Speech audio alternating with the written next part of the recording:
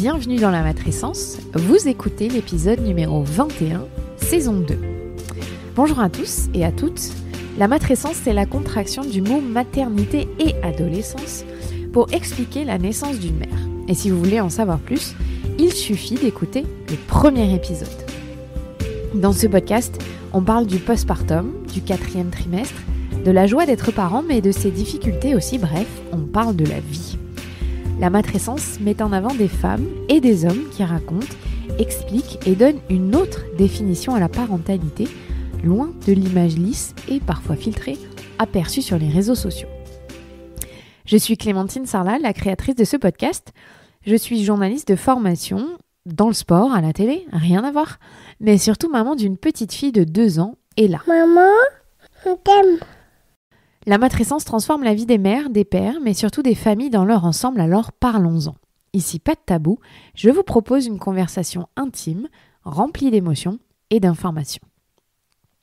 Avant de commencer ce 21e épisode, petit rappel, si vous aimez ce podcast, vous pouvez toujours laisser un commentaire sur la plateforme d'écoute ou mettre 5 étoiles, notamment sur iTunes. Ça aide beaucoup ce podcast à se faire connaître et à être mis en avant par l'application d'Apple.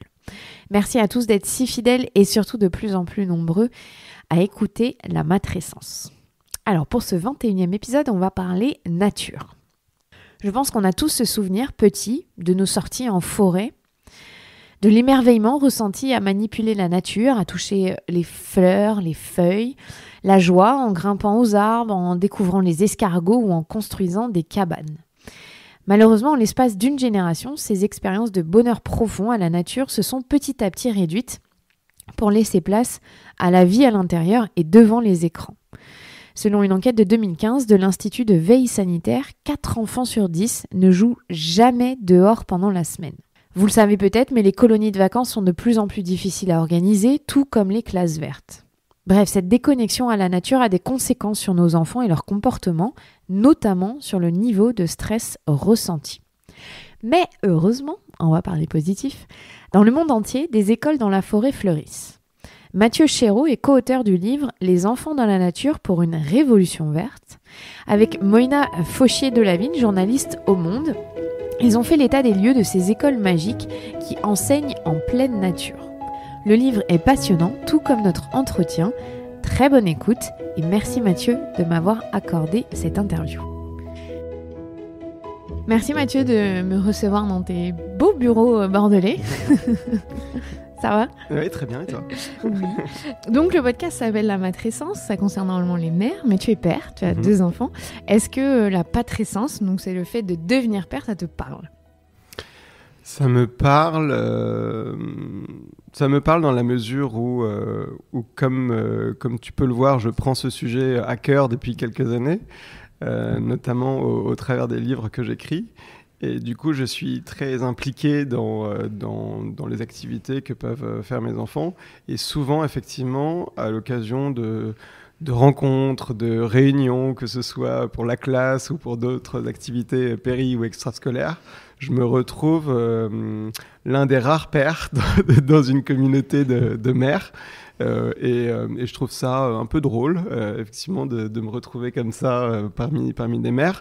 Et puis, je me dis que je suis peut-être parmi les premiers d'un grand nombre de pères qui, peu à peu, vont prendre ce sujet à cœur et qui vont être de plus en plus concernés par l'éducation de leurs enfants. Et je dois dire que, au-delà de mon cas personnel, je vois des médias aussi qui se montrent, comme le Paternel, par exemple, qui est un ami, Patrice, qui effectivement incarne ça et puis font un travail peut-être d'éducation auprès des pères eux-mêmes, qui ont compris que l'éducation, c'était pas juste l'éducation de leurs enfants, que c'était aussi une manière de se développer personnellement. Et ça, c'est mon grand sujet, c'est en devenant père, en fait, j'ai réalisé que c'était une occasion pour grandir ensemble. Donc, c'est pas juste faire grandir mes enfants, mais c'est grandir avec eux. Et je pense que ça aussi, ça parle à tous les parents, mais notamment aux pères. Ouais, c'est intéressant parce que moi je suis d'accord avec toi que quand on devient parent, on peut que grandir et apprendre en fait. Et c'est quelque chose, je pense, auquel on s'attend pas d'ailleurs, qu'on va apprendre. Ça rend très humble. Ouais, c'est vrai.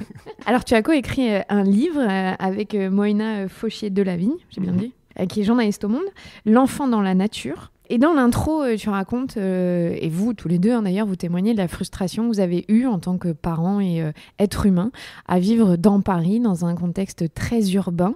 Est-ce que tu peux nous raconter un peu la genèse et pourquoi, à un moment, vous vous êtes dit peut-être stop, pour nos enfants, il faut autre chose? Oui, en vivant à Paris et en voyant grandir tes enfants, tu t'aperçois qu'ils n'ont pas le même rapport à la nature que toi. Et je pense que c'est le premier choc que tu as en tant que parent, parce que nous, on avait eu en fait ce rapport privilégié à la nature en étant enfant, et le fait que nos enfants ne l'aient pas, nous gêner. Et au-delà de nos enfants, en fait, on considère que ce n'est pas normal que d'autres enfants n'aient pas ce droit-là, ce droit à être connectés d'une manière ou d'une autre à la nature. Donc d'un point de vue personnel, on a fait en sorte que nos enfants aient plus d'expérience au sein de la nature. Et ensuite, on a enquêté pour voir quelles étaient les formes de pédagogie à la nature, par la nature qui existaient à l'étranger. Pour les gens en ville, c'est ça ? Pour les gens en ville et pour les gens en général. Mais effectivement, la majeure partie de la population, en tout cas occidentale, vit en ville. Et du coup, la question se pose à plus forte raison pour eux. Et donc, on a pris connaissance d'écoles donc en ville, que ce soit à Berlin, j'en parlais déjà dans mon précédent livre, ou ailleurs, qui effectivement permettent aux enfants d'avoir à la fois des cours en intérieur, mais aussi à l'extérieur, et voire même parfois de passer le plus clair de leur temps en extérieur. Je donne l'exemple dans le livre d'écoles en banlieue de Londres. Donc c'est une chaîne d'écoles, ils en ont 6. Et en fait, 6 à la périphérie de Londres. Donc tu vas en avoir une à Wimbledon, tu vas en avoir une un peu partout. Mais en fait, ce sont des écoles qui s'adressent effectivement à des parents qui travaillent à Londres ou en périphérie et qui ensuite envoient leurs enfants dans des bois, comme tu pourrais envoyer tes enfants à Boulogne ou à Vincennes. Et donc, pour résumer, la raison qui nous a amené à écrire ce livre, c'était le fossé qui existait entre la manière dont ces écoles pouvaient être perçues à l'étranger, comme des exemples à suivre, comme des formes d'innovation exemplaires, là où en France, c'était considéré comme quelque chose au mieux d'anecdotique, au pire de marginal. Et voire même de régressif quelque part. Si tu penses à l'état de nature de Rousseau, il y a quelque part un retour en arrière pour des Français, là où à l'étranger c'est vraiment un champ d'innovation qui est explicitement décrit comme ça par des gouvernements. Et alors, il y a un exemple qui m'a frappée dans le livre où vous racontez que vous avez fait le constat que dans les parcs parisiens, par exemple, aujourd'hui, on scie les branches des arbres pour que les enfants ne grimpent plus. On est dans une société très précautionneuse. Et c'est vrai que je me suis dit, mais c'est vrai, mais moi, petite, j'adorais monter dans les arbres, grimper. Ça m'a frappée de me dire, mince, c'est vrai, eux, on leur enlève ça, en fait. C'est un vrai fléau en France où on sécurise beaucoup trop. On a l'impression que c'est un fléau en France, mais en fait, c'est un fléau dans le monde entier. C'est-à-dire que tout le monde a peur des risques. Mets-toi à la place du jardinier ou du responsable du jardin. Si un enfant tombe, tu te diras, mais en fait, peut-être que je serais pointé comme responsable. Idem pour une maîtresse dans une cour d'école. Si effectivement un enfant tombe du haut d'un petit arbre d'1,5 mètre ou 2 et qui se fait mal, elle sera désignée comme responsable.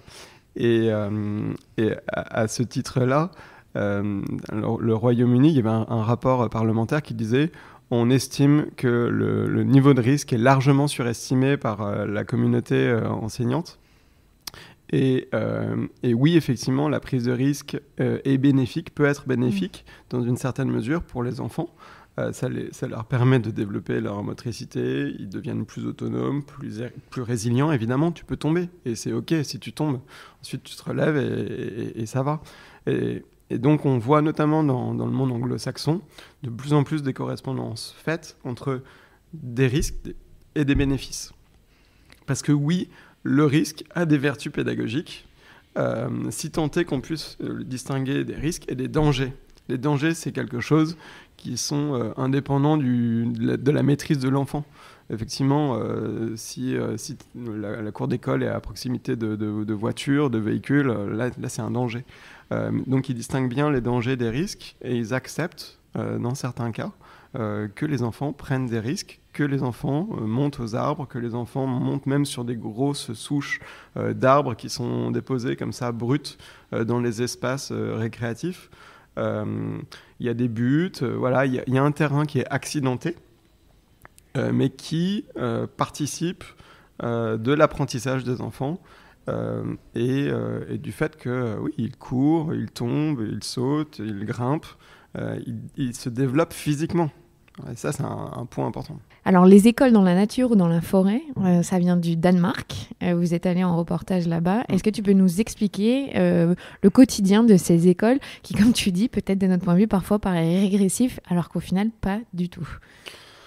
Alors, le quotidien de ces écoles, on va prendre par exemple une école maternelle donc, où les enfants passent tout leur temps. Donc tout leur temps, ça veut dire tout leur temps, quelle que soit la saison. Il fait froid au Danemark, il faut le dire. Il peut faire chaud, il peut faire froid, il peut pleuvoir. Et ça, c'est OK aussi. Il faut juste s'habiller convenablement en fonction de la température et du temps pour passer une journée agréable. Ce qui caractérise les jours de classe, c'est d'abord le jeu libre.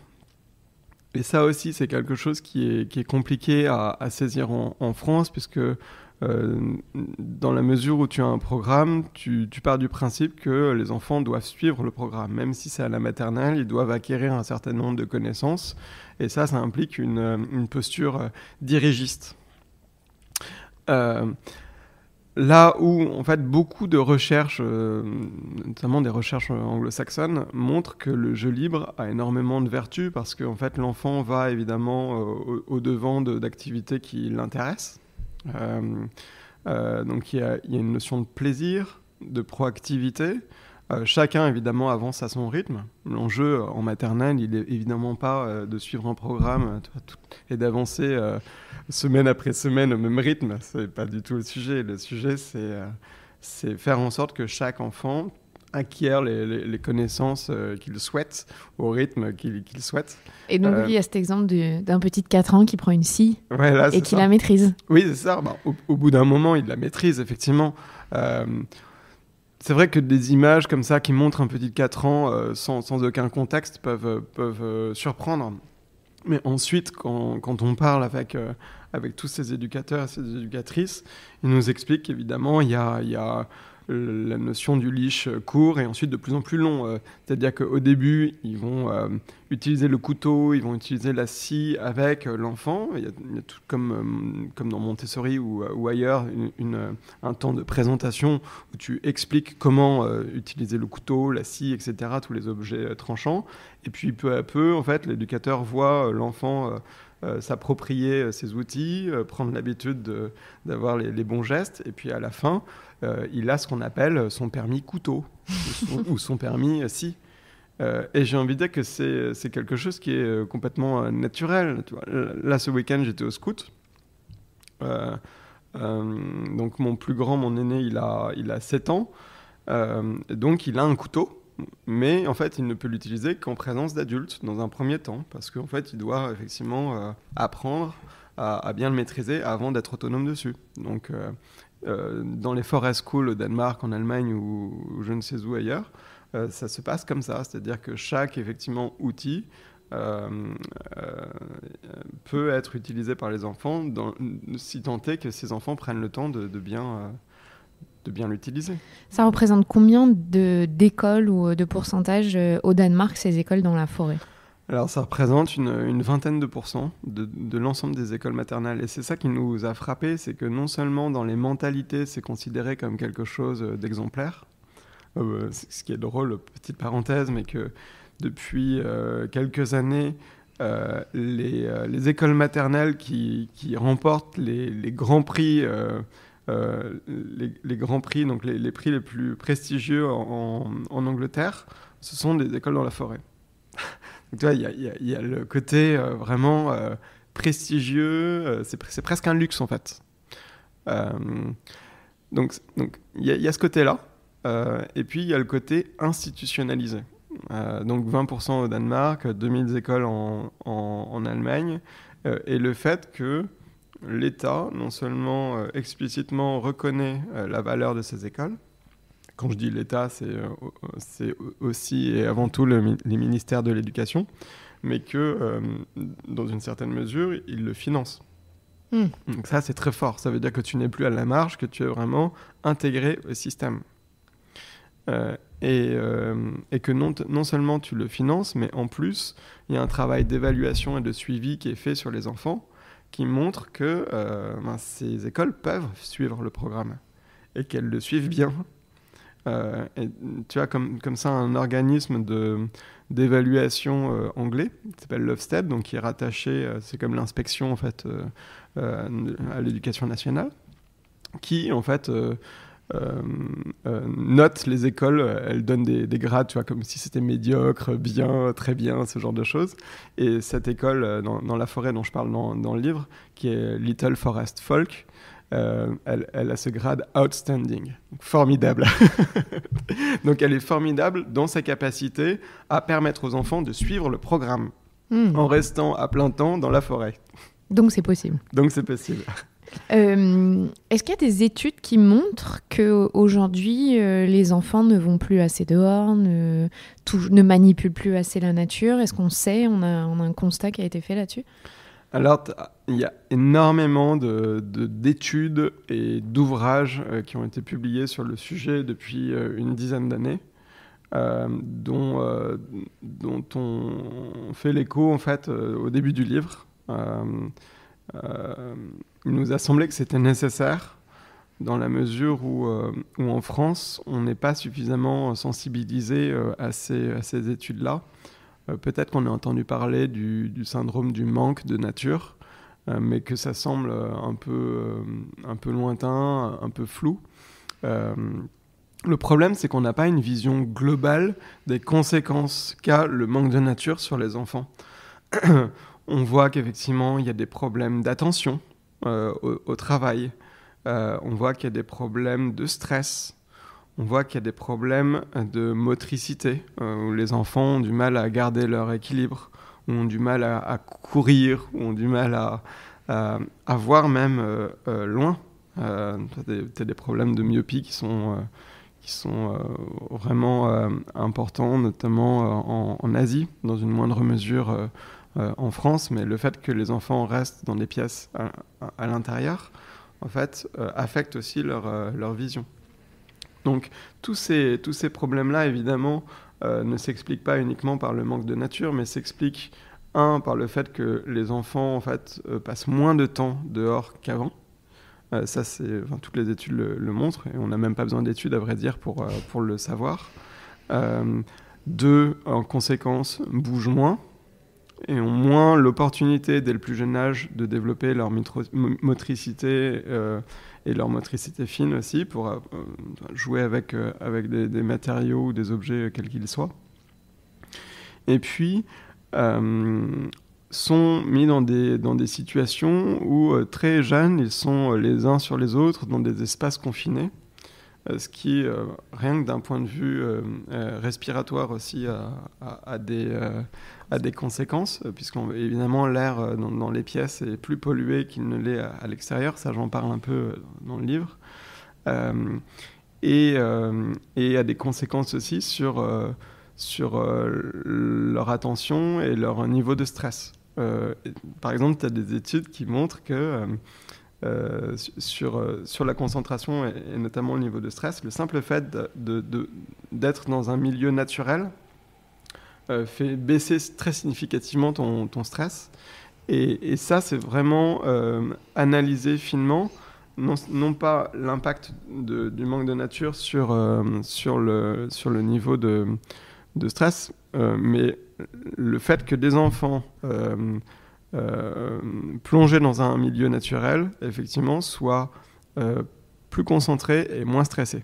Ça, on commence à avoir des études relativement solides, donc c'est-à-dire sur un échantillon d'élèves très important et sur plusieurs années, qui montrent ça. Et le problème de fond, c'est que ces études sont essentiellement soit anglo-saxonnes, soit scandinaves. Donc on n'a pas l'occasion d'en prendre connaissance suffisamment en France, et donc on a une vision éclatée des problèmes. J'allais te poser cette question. Bon, les écoles dans la forêt, on a compris que c'était ancré plutôt dans la culture nordique. Est-ce qu'on est capable de dire tous les bénéfices que ça provoque et ce que ça permet aux enfants d'acquérir ? Alors, c'est scandinave, mais encore une fois, ce qui nous a frappé, c'était de voir avec quelle vitesse et quelle ampleur le phénomène se répandait à l'échelle internationale.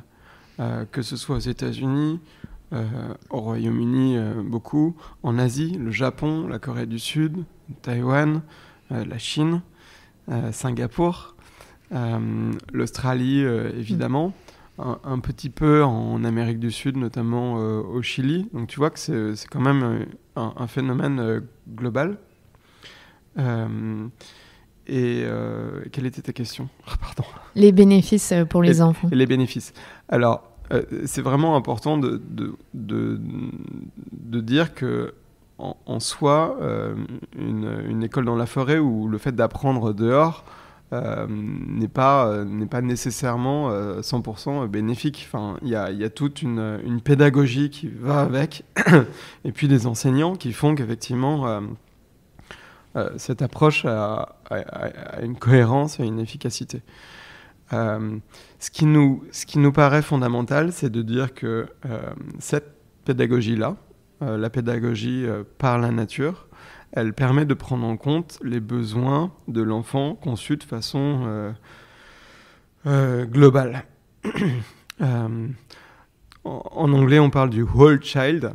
L'enfant perçu dans sa globalité, c'est les besoins physiques de l'enfant, c'est les besoins psychiques, intellectuels de l'enfant, c'est les besoins sociaux de l'enfant, c'est les besoins émotionnels de l'enfant. Et ça, il nous semble que effectivement, ces écoles dans la forêt, y répondent bien. D'un point de vue physique, parce qu'évidemment, cette nature-là, elle donne l'occasion de se dépenser, de toucher, de sentir. Elle sollicite tous les sens. Ça, c'est le premier point. Ensuite, d'un point de vue social, avec des âges mélangés, avec des expériences à plusieurs, c'est autant d'occasions de développer le sens de la coopération, de créer du lien. On voit qu'il y a des communautés très fortes au travers de ces écoles dans la forêt.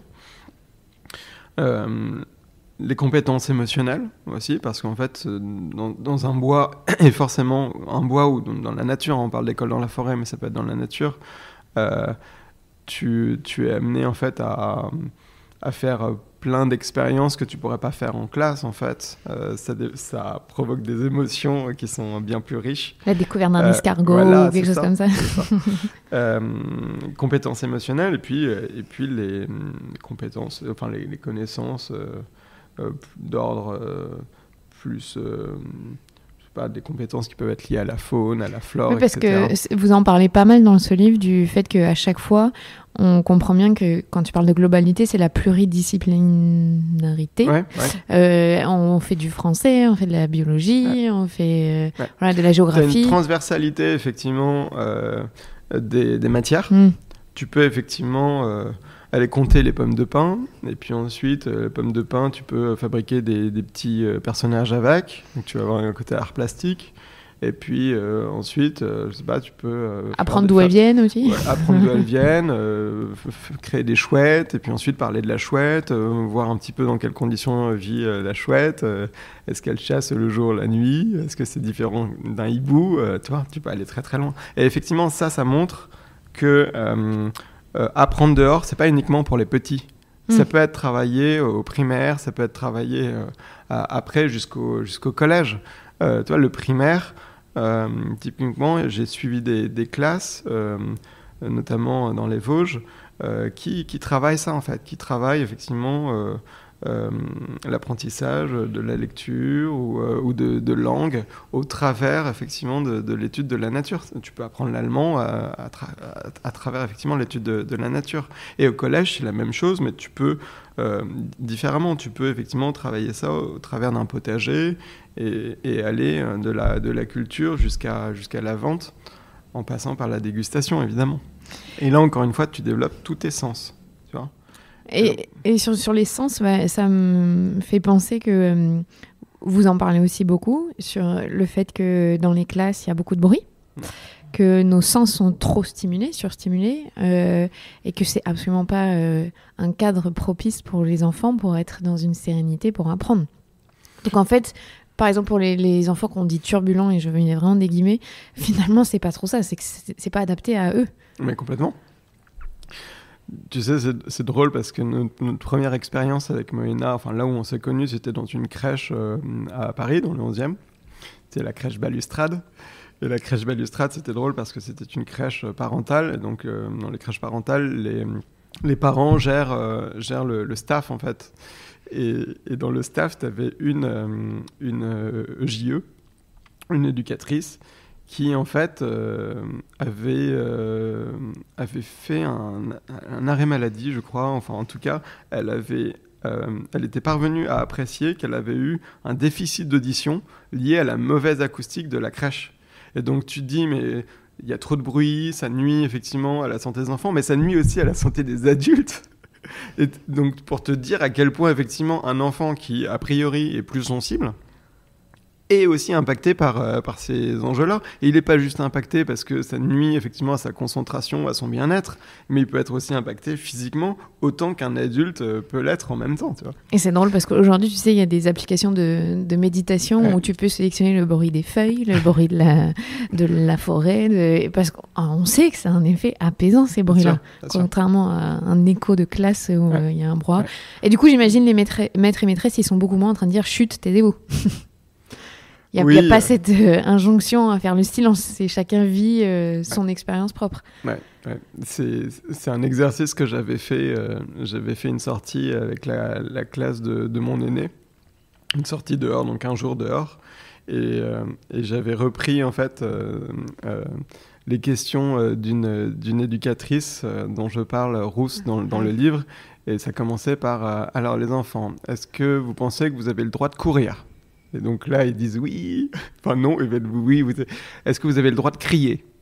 Et là, oui, vous avez le droit de crier. Donc que des trucs comme ça, que des règles effectivement qui sont posées à l'école.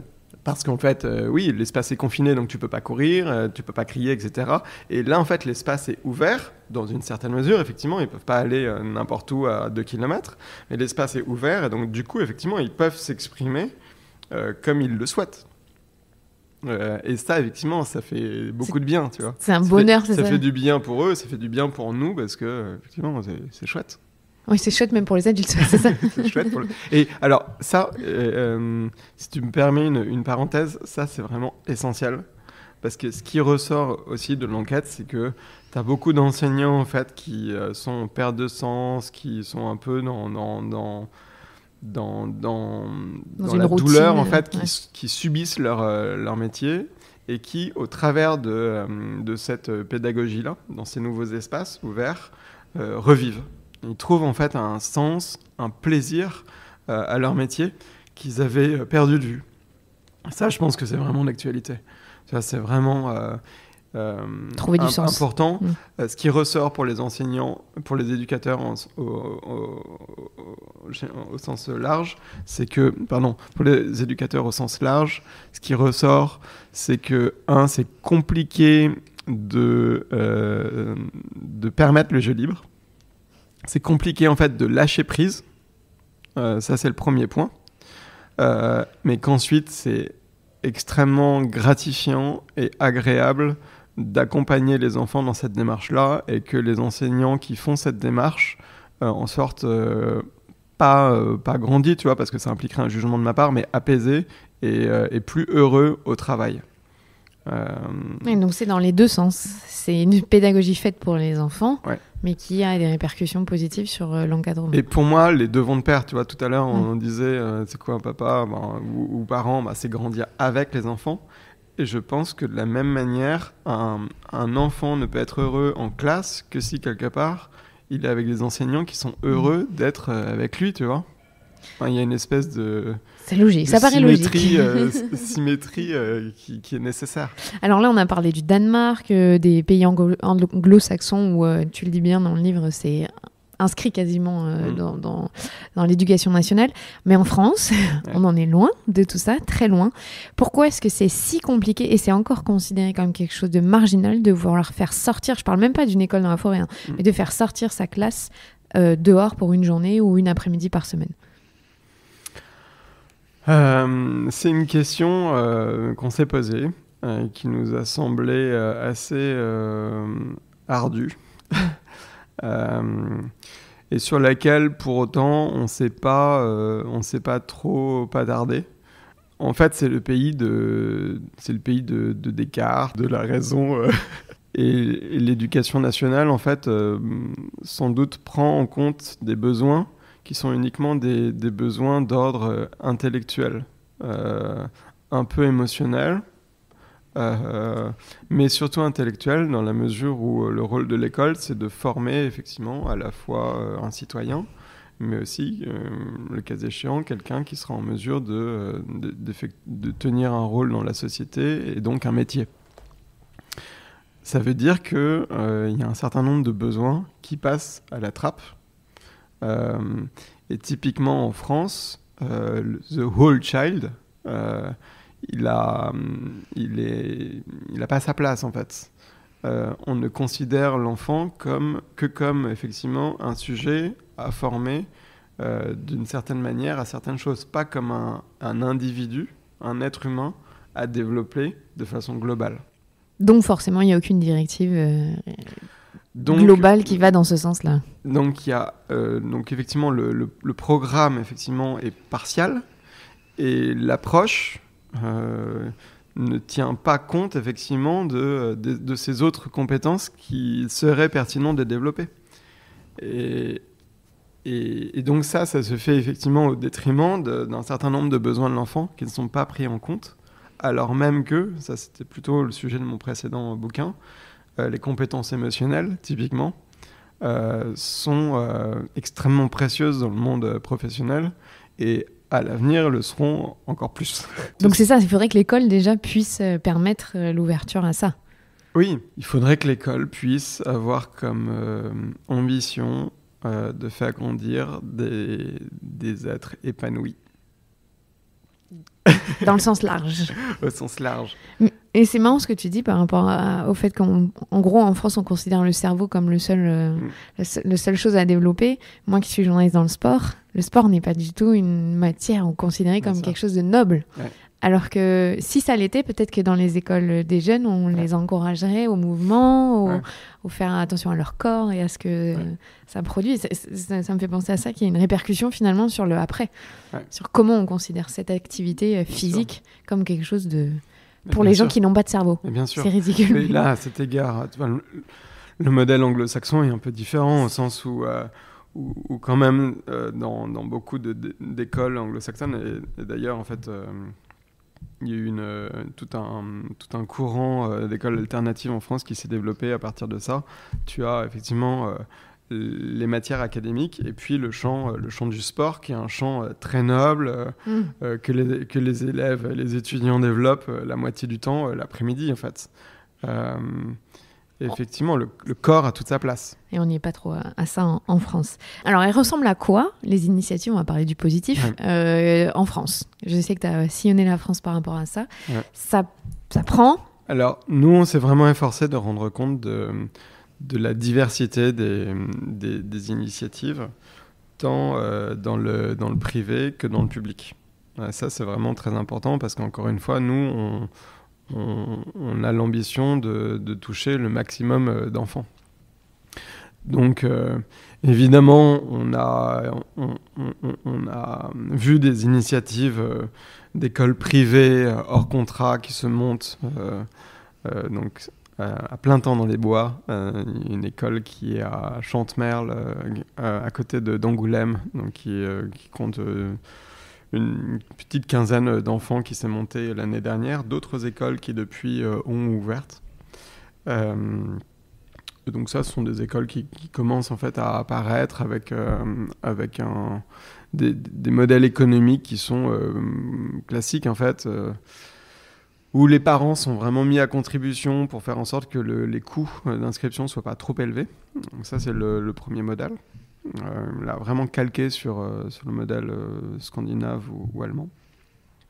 Il y a un modèle très intéressant qui est porté par des associations d'éducateurs à la nature ou de forest school leaders, c'est-à-dire d'éducateurs dans des forest schools qui ont été formés en Allemagne ou en Angleterre, qui se retrouvent en France et qui là se disent bon, je vais proposer des activités péri ou extrascolaires d'une part, à la fois aux enfants et aux familles. C'est important d'impliquer les parents. Et puis, je vais tendre la main aux écoles qui sont autour de moi, autour de mon bois, pour les inviter à passer une demi-journée par mois, par exemple, dans mon bois. Et tu as comme ça, en fait, des associations qui parviennent à attirer 10, 15, 20 classes à l'année, des classes qui s'engagent, avec les enseignants, évidemment, à accompagner, à passer en fait une demi-journée dans les bois, où en gros ça va être, je sais pas, 10, 12 fois dans l'année. Et là c'est très intéressant parce que l'enjeu il est non seulement d'accompagner les enfants dans les bois et de leur proposer une autre forme d'apprentissage, une autre expérience, mais aussi c'est l'occasion pour les enseignants de découvrir ça en fait, de nécessairement lâcher prise et d'apprendre à voir les enfants apprendre dans un autre contexte et avec d'autres méthodes. Donc eux-mêmes aussi, quelque part, sont dans une position où 1, il y a la surprise, 2, il y a le recul, et 3, il y a peut-être une réflexion au fur et à mesure que les sorties se suivent, qui les amène à développer de nouvelles pratiques. Et ça, c'est très intéressant. C'est très intéressant parce que on voit apparaître ça un peu aux quatre coins de la France, et on voit aussi ces associations soutenues par des acteurs auxquels on ne pense pas nécessairement, qui sont par exemple des parcs régionaux, qui, eux, ont en tête évidemment la sensibilisation à la nature, l'éducation à la nature, là où l'éducateur a aussi en tête l'éducation par la nature. Et les deux, évidemment, sont complémentaires et vont de pair. Donc ça, c'est un modèle qui me semble très très intéressant. Pourquoi ? Parce qu'il y a beaucoup d'éducateurs nature en France et parce que ça permet à des écoles donc qui sont dans leur classe à plein temps de sortir et progressivement de se familiariser avec une approche qui peut faire du bien aux enfants et aux enseignants. Ce qui fait qu'à terme, peut-être eux-mêmes vous peuvent décider plus tard de créer... Alors c'est le deal. Typiquement, l'association des Pivers qui est dans les Vosges a ce programme très intéressant donc, qui consiste à accompagner une vingtaine d'écoles. Et l'association accompagne l'enseignant durant les premières sorties. Et par la suite, l'enseignant est autonome. Ça veut dire que tu crées une sorte de routine.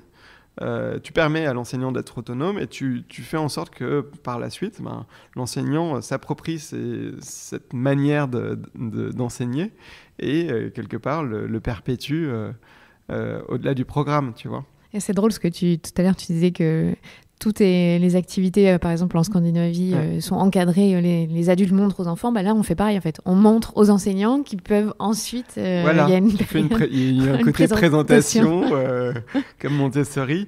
Oui, mais parce que en fait, c'est pas inné.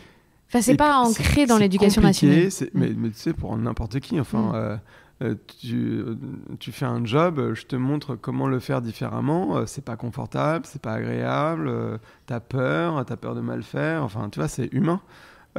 Et là, il y a cette phase de désapprentissage et de réapprentissage qui vaut mieux faire effectivement à deux ou à plusieurs. Est-ce que pour ces enseignants-là, il faut qu'ils aient l'aval de l'inspection d'académie? Est-ce qu'il faut qu'il y ait un référent plus haut que eux qui disent oui, vous pouvez emmener votre classe, ou est-ce que de leur propre initiative, ils ont le droit? Alors, quand c'est en lien avec des associations comme ça, tu as le directeur ou la directrice qui effectivement doit faire un courrier à destination, alors c'est dans les notes du livre, mais à destination, il me semble, de l'inspection. Je ne sais pas quelle est l'autorité exacte, mais effectivement un courrier qui notifie que une ou plusieurs sorties vont être faites. Et ensuite, effectivement, l'administration en question accuse réception et valide ça. Mais si tu veux, en soi, il n'y a rien de révolutionnaire. C'est juste que ça implique effectivement d'aviser sa hiérarchie et puis d'organiser ça pour que ça se passe bien. Ça veut dire de faire en sorte que tous les encadrants soient bien présents, que le cas échéant des parents soient aussi présents. Mais alors, fun fact, petite anecdote que je raconte pas dans le livre, c'est qu'en fait, typiquement dans la Drôme, pour les écoles qui vont dans le bois de Rousse, dont je parle, en fait, il y a tellement de parents qui veulent accompagner les enfants dans le bois qu'ils sont obligés de faire un tirage au sort. Pardon. Ouais, c'est génial. Ouais. Ouais, c'est top. Ouais. Mais est-ce que ça veut dire que l'éducation nationale, et je n'aime pas être dans le négatif, mais a le pouvoir de dire non? Alors, dans les faits, on n'a pas vu ça. C'est-à-dire que autant l'éducation nationale n'est pas motrice sur ce sujet-là, autant elle laisse faire les acteurs sur le terrain. Et à plus forte raison, on a un bon exemple avec Christelle Ferjou, dont on parle beaucoup dans le livre, où là, en fait, il s'agit d'une enseignante qui très tôt, en fait, a fait sortir ses classes, qui peu à peu a sensibilisé d'autres enseignants et enseignantes à cette pratique-là, et qui, au final, est devenue formatrice. Donc, elle a formé des enseignants, elle a formé à ce stade une centaine d'enseignants, voire plus depuis qu'on a écrit ce livre. Et donc, elle a la capacité non seulement de mettre en place ce genre d'action, de la partager avec l'aval de sa hiérarchie. Donc, on commence à voir des inspectrices, notamment, des inspecteurs, qui sont tout à fait favorables à ce que sur le terrain, des enseignants développent ça.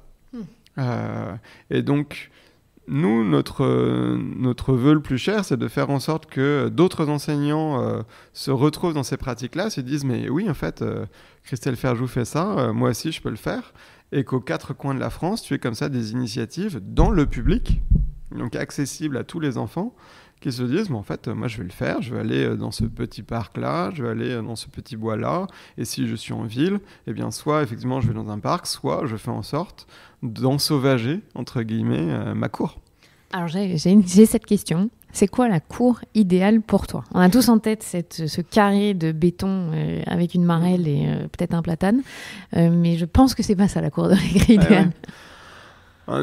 Nous, on n'est pas des idéalistes, hein, on est des pragmatiques. Et la bonne nouvelle, c'est que la cour idéale, en fait, elle a de plus en plus de chances de voir le jour. Pour une raison simple, c'est que en ville, il fait de plus en plus chaud l'été.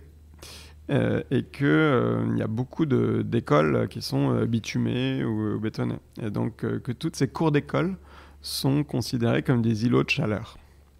Et donc, tu commences à avoir des métropoles, des mairies qui se disent, en fait, on va lutter contre ces îlots de chaleur et on va faire en sorte qu'il y ait plus de végétal pour faire en sorte qu'il fasse meilleur en ville et que les conditions aussi au sein de l'école soient plus agréables. Et à Paris notamment, tu as un programme qui se monte, qui est le programme des cours Oasis, qui a été lancé il y a 2 ans maintenant, et qui vise à végétaliser les 600 cours d'école de Paris sur 20 ans. Et c'est intéressant parce que ça veut dire qu'il y a énormément de moyens qui sont alloués à un projet de ce type-là, et que donc ce projet-là, il est né pour des raisons environnementales, mais il se développe maintenant avec toute une dimension pédagogique. Puisque l'enjeu, c'est de voir dans quelle mesure ces cours végétalisés, les enseignants se les approprient. Et donc aujourd'hui, on voit en fait énormément d'acteurs publics, des collectivités, réfléchir à comment ils peuvent réaménager les cours d'école pour faire en sorte que, d'un point de vue environnemental, effectivement, elles participent à rendre la ville plus viable, et qu'elles permettent aux enfants d'être en contact, on va dire, avec la nature, avec la biodiversité. Tu as dû voir sans doute qu'il y avait une circulaire là en septembre lancée par le ministre de l'Éducation nationale qui vise à faire en sorte que les cours d'école soient exemplaires en termes de biodiversité. Donc c'est une grosse mission, mais tu vois, en fait, ce que je veux dire, c'est qu'on n'est pas dans le registre de l'idéal, on est dans le registre en fait du réel, et on voit que pour plein de raisons, en fait, toutes les collectivités sont obligées de casser le bitume, de mettre du végétal et de faire en sorte que ce végétal il soit mis au service des enseignants et des enfants. Voilà. Et ça, c'est en train de voir le jour. C'est en train de voir le jour partout et un petit peu en France. Mais pas assez vite à mon sens. Alors c'est ça, alors j'allais dire, là on a parlé des solutions au niveau territorial, au niveau des politiques, de l'éducation nationale. Comment nous, en tant que parents, parce que la plupart des auditeurs et auditrices sont des parents, on a un impact? Est-ce qu'on peut faire quelque chose? Qu'est-ce qu'on peut proposer? J'ai envie de dire que le principal impact, il vient des parents. D'accord. Ça va te surprendre, mais on est à Bordeaux. Songe à l'histoire des couverts en plastique dans les cafétérias, enfin dans les cantines. En fait, c'est un sujet qui, à ma connaissance, a été porté, défendu par les parents, avant tout. De les supprimer. De les supprimer. Là où effectivement tout le monde en fait se renvoyait le sujet, ça semblait pas forcément important pour les collectivités d'avancer, de mieux faire. Et en fait, ce sujet, il a été considéré comme important par les parents qui se sont mobilisés et qui ont fait en sorte que les couverts en plastique soient supprimés. Donc ça, on a un pouvoir, c'est ça que tu veux dire? Et j'ai envie de dire que c'est le pouvoir le plus important. Dans la mesure où, à ce stade, tu as plusieurs types de collectivités. Tu as des collectivités qui, effectivement, sont proactives sur le sujet. C'est le cas de Paris, typiquement. Et puis, tu as des collectivités qui sont plus passives ou opportunistes. Au mieux opportunistes, elles se disent « Ok, le vote vert sera important en vue des municipales, on va essayer de faire des choses. » Mais de fait, elles sont attentistes, en fait. Et donc, c'est plus que jamais aux parents de dire « Ok, on va faire en sorte que les cours d'école répondent à un double objectif qui est environnemental et pédagogique. On sait qu'en fait, l'ensauvagement des cours, ça existe. Que ce soit à Strasbourg, que ce soit à Paris, en fait, on a toutes les compétences, toutes les références nécessaires pour montrer à quoi ça doit, pour te répondre, à quoi ça doit ressembler et comment on le fait. Parce qu'en définitive, c'est pas une question de coût. Ça coûte peut-être même moins cher de développer ce genre de cours que de bitumer en fait une cour nouvelle ou d'en agrandir une autre. On sait comment ça marche.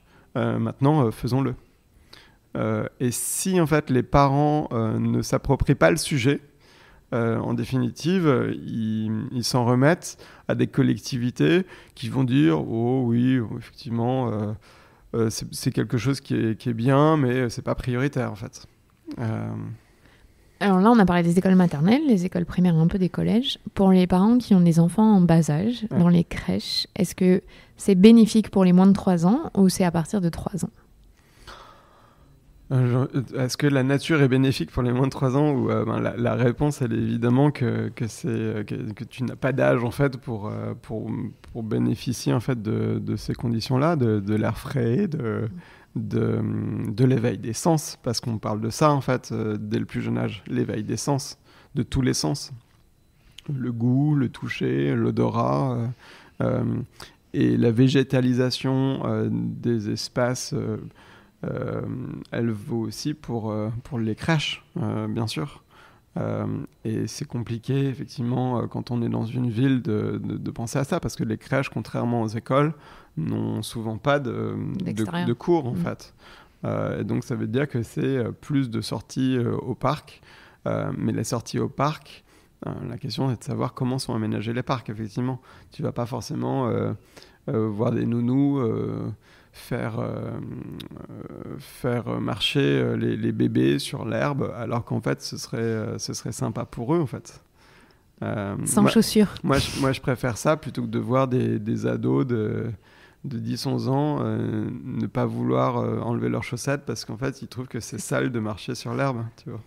Alors, justement, tu vois, aujourd'hui, c'était ma question, les écrans ont pris une place énorme. Et là, on ne parle pas du tout que de l'école, on parle de la vie intime, familiale. Pourquoi est-ce que les parents, ils ont oublié ce contact à la nature ? Et on est responsable, c'est notre génération, alors qu'on a grandi quand même un peu plus que nos enfants au contact de la nature. Pourquoi on l'a oublié ? Parce que, en fait, nos habitudes ont complètement changé. On n'est pas une génération élevée hors sol, mais effectivement...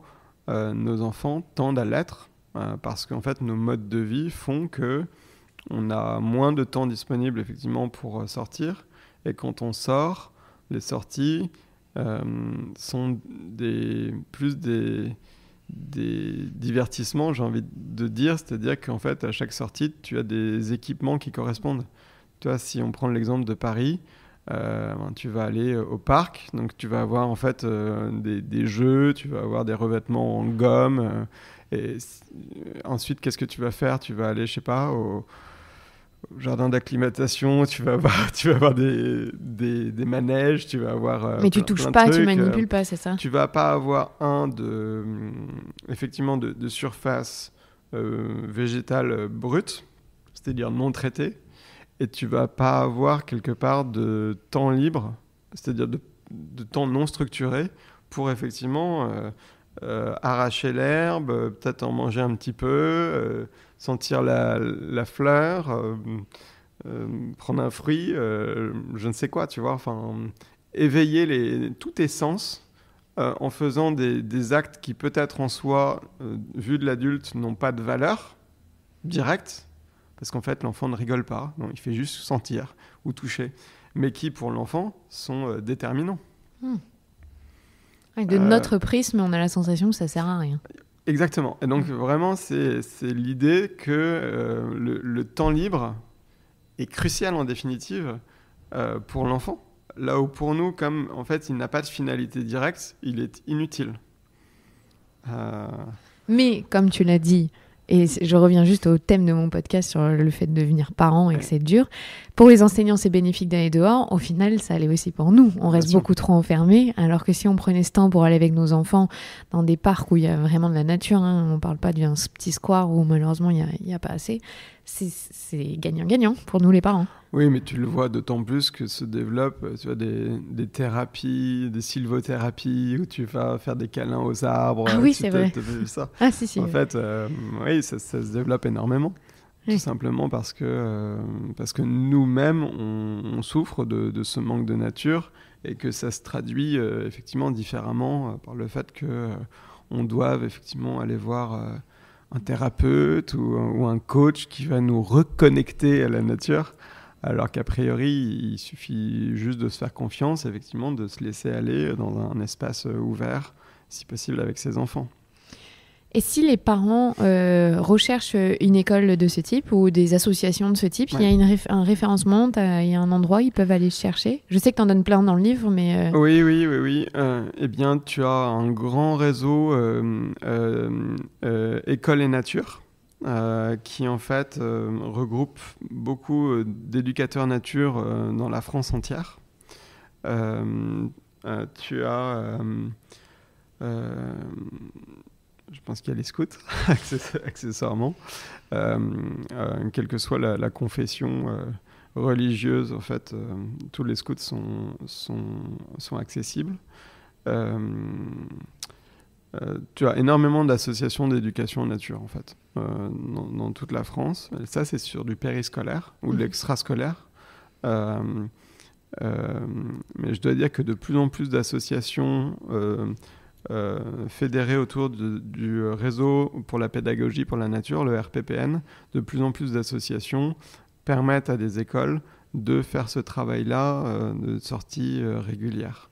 Donc aux parents de voir comment ils veulent effectivement progressivement sortir et faire sortir leurs enfants. Un point qui me semble important, c'est que c'est pas juste l'enfant le sujet, hein, on le disait tout à l'heure, c'est reprendre le goût ensemble d'aller dehors.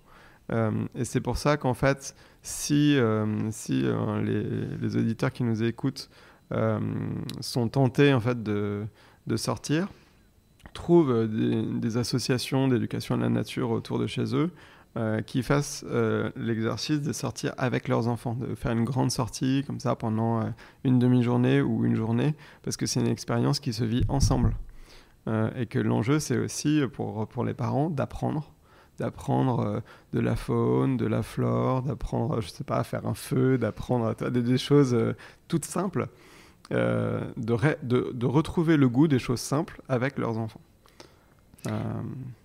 C'est noté, je pense qu'il y a des parents qui vont mouliner du coup. Sur le livre que vous avez écrit, est-ce qu'il y avait une intention derrière de faire bouger les choses à l'éducation nationale? Est-ce que c'était juste un constat ou est-ce que vous voulez que ce soit l'initiative, le départ de quelque chose? Comme je te le disais, on est pragmatique et néanmoins on est ambitieux. On a écrit ce livre chez Fayard parce que notre choix c'était de toucher le grand public. C'était de faire en sorte que ce sujet-là soit considéré comme un sujet sérieux, structurant dans l'éducation des enfants en France. Et notre vœu le plus cher, c'est que ce sujet-là, il soit pris au sérieux et défendu par les parents, les enseignants et les éducateurs. On n'attend pas de l'éducation nationale qu'elle fasse sa révolution verte en l'espace d'un an. Je ne dis pas que c'est impossible. Je pense que c'est peu probable.